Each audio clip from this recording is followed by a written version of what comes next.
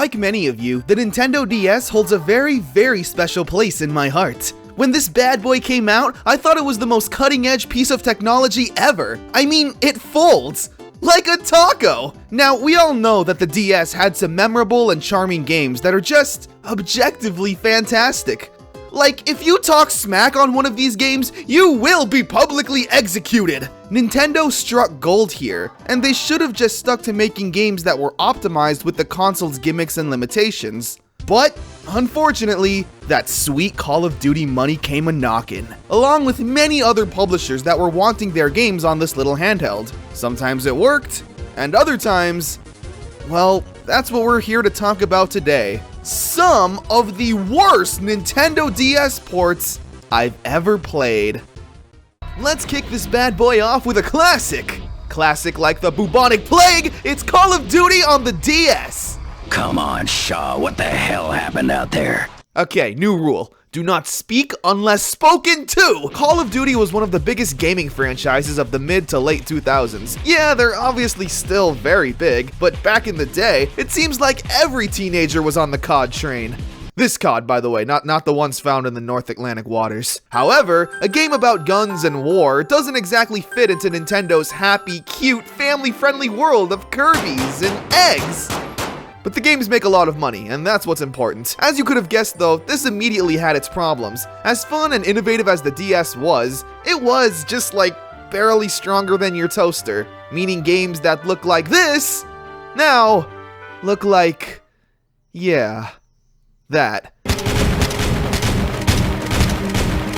These games had to be stripped from a lot of their, enjoyability in order to make them accessible on the DS. The fast, snappy gameplay, online multiplayer, graphics that don't resemble 1999, all gone! Combined, there were 4 Call of Duty games released on the handheld. 4! It took that long for someone on either Nintendo or Call of Duty's side to say, hey, listen, this right here, it just ain't working out. These games have easily been the worst first-person shooter experiences I think I've ever experienced. And you might think that I'm joking or over-exaggerating, but until you've tried to play Call of Duty with a stylus and 2 screens, I don't want to hear it. Seriously, just look at this. This game came out in the year of our Lord 2010. This literally looks like GoldenEye. I'm not even kidding. Let's put these games side by side and analyze the footage. Yep. It's the same game. Who was the market for these games? Seriously, who did Nintendo think would be all over Call of Duty DS? The religious kids? The religious kids whose parents would only let them play Call of Duty on a Nintendo product? 'Cause I knew some people like that. Whatever, it's a terrible time. 2 out of 10. Grand Theft Auto! The series has always been the peak of realism. Sorta. I remember my first GTA game, how it felt to drive cars in this realistic city and do things my parents wouldn't be particularly proud of me for doing. Getting so immersed in the GTA world is always the highlight of my day. Then they made it for the DS, and why bother? This, my friends, is what we in the business like to call garbage. First off, what am I even looking at? The game has a top-down perspective, which is fine.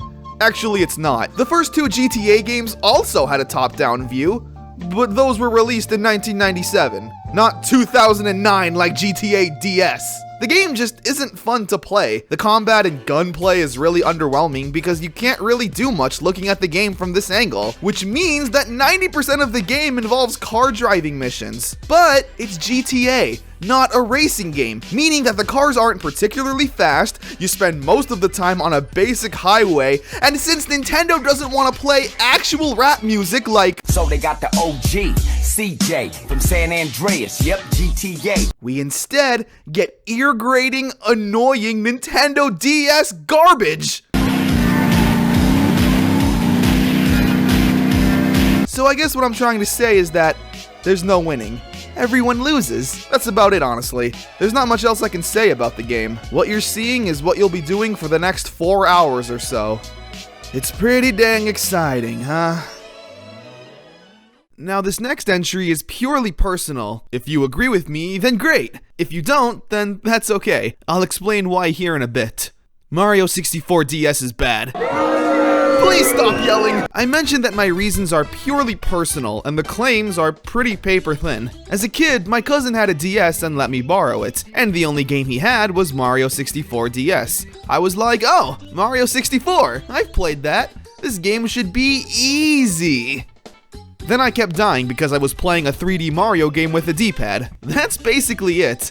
Again, I'm judging this from the perspective of me when I was like 10. 10-year-old me was frustrated at this game for not being exactly like the N64 version. Now, do I personally nowadays think that Mario 64 DS is bad? No, of course not. I absolutely adore the charm this game has. But just for fun, I wanted to put myself back in the mindset of being 10. I didn't like the controls, I didn't like that I was shown Luigi, my favorite Mario character, and couldn't immediately play as him, and I genuinely thought, and stupidly, that the original Mario 64 looked way better than the DS version.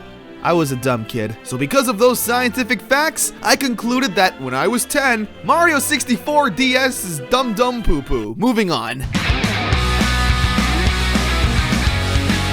It's Tony Eagle. So, does this look fun to you? Rhetorical question, of course it doesn't! This has easily got to be the most visually unappealing DS game ever. Seriously, name one game that's more pixely, choppy, and impossible to control than this game. Tony Hawk's Downhill Jam on DS. Whatever, Antonio. At least I've updated my look since the 80s. The joy of Tony Hawk comes from the fact that you can pull off insane skating tricks in a fluid, fast-paced environment, not doing one move at a time in a 3 frames per second choppy port. I have nothing else, nor anything good to say about Tony Eagle on the Nintendo DS. I guess let's take a look at our last series of games.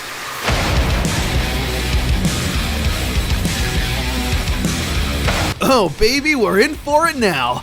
Since the dawn of time, and by that I mean the N64 era, wrestling games have always been a fun, arcadey experience. Picking your favorite musclehead and smashing them around the ring just boosts your testosterone levels by 50, which I assume is a lot. But boy howdy, these games don't translate well when brought to the DS. I mean, what am I looking at here? This looks like a PS1 game with all its polygons and nightmare faces.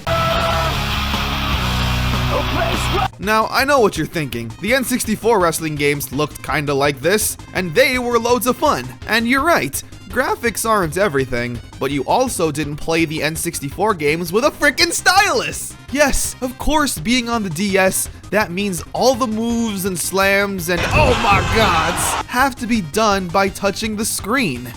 Which, no, doesn't translate well to these kind of games. I'm just trying to lay the smack down on your candy booty, but I can't do that when I'm wiggling the stylus across the screen and looking at polygon bodies attempting to do whatever this is.